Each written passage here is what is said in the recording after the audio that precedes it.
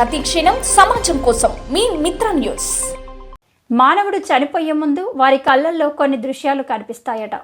మనిషి జనన మరణములు, క్రియలు, పాపములు, పుణ్య ఫలములకు సంబంధించి మనిషి పుట్టుక నుండి మరణం వరకు గరుడ పురాణంలో అన్ని దశలను గురించి చెప్పబడిందట.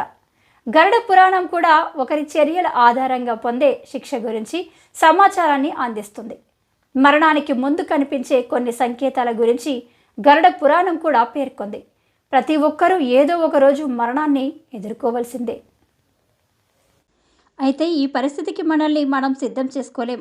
అయితే మనుగడ సాధ్యం కాదని వారు గ్రహించినప్పుడు వారు తమ ప్రియమైన వారికి చాలా విషయాలు చెప్పాలనుకుంటున్నారు. కానీ వారు కోరుకున్నప్పటికీ వారు మాట్లాడలేరు. వారి నాలుక మొద్దుబారిపోతుంది. ఇలా ఎందుకు జరుగుతుంది? గరుడ పురాణం దానిని వివరిస్తున్నట్లు మీరు ఈ పోస్టులో చూడవచ్చు. గరుడ పురాణం ప్రకారం మరణ క్షణం సమీపించినప్పుడు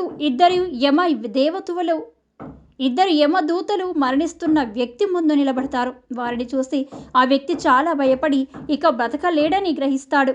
ఆ సమయంలో తమ ఆత్మీయులకు ఎన్నో విషయాలు చెప్పాలనుకున్న యమదూతలు తమ ప్రాణాలను లాగేసుకోవడంతో మాట్లాడలేకపోతున్నారు. ఈ పరిస్థితిలో వారి నోటి నుండి ఇల్లు ఇల్లు అనే శబ్దాలు వెలువడతాయి.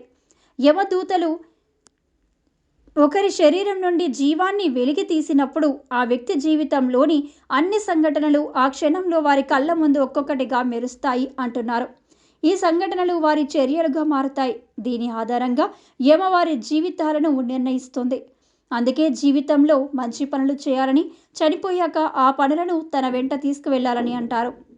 ఒక వ్యక్తి తన విధులను నిర్వర్తించాలని, అనుబంధాలలో చిక్కుకోవద్దని శ్రీకృష్ణుడు చెప్పాడు. అయితే చాలామంది ప్రజలు భూమిపైకి వచ్చిన తర్వాత అనుబంధం భ్రమల వలయంలో చిక్కుకుంటారు. ఎవరైనా ఈ అనుబంధం యొక్క బానిసత్వం నుండి తమను తాము విడిపించుకోగలిగితే వారు తమ ప్రాణాలను ఇచ్చే సమయంలో పెద్దగా బాధపడరు. అయితే మరణ సమయంలో కూడా అనుబంధాన్ని విడనాడలేని వారు తమ ప్రాణాలను యమదూతలుగా బలవంతంగా తీయించుకున్నారని కనుగొంటారు.